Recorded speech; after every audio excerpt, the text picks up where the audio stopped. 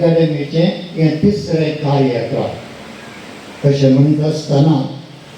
आज त्या कोंकणीच्या नावारस उद्यावारी गरजेच्या या उक्त्या मैदानार देवाच्या रस्मेच्या फात्या बंदा हे कुटुंब कशे एकठांय जावन त्या भोवसभीत कार्यक्रमांत आमी सर्व वांटेरी जावन आसा मुळा आनी आमची मायभाशेक मान करून आमी सर्व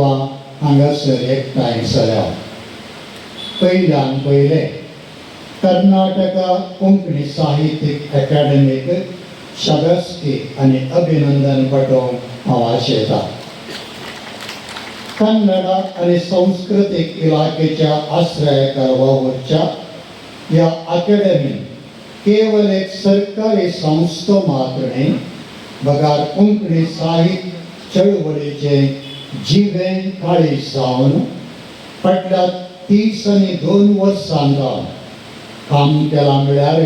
निसायकी आमकां गरुजकायाचे आनी संतोशाचे जागतीकरण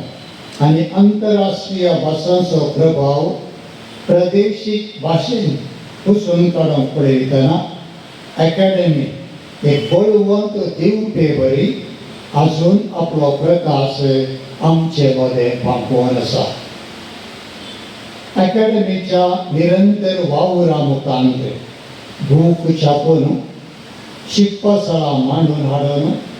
आमचे जानपद संस्कृतीचो पोस करून प्रत्येक साल कोंकणीक डिजिटल युगांत हाडून भाशेच्या वाडावड करूंक निरंतर वावर करन आसा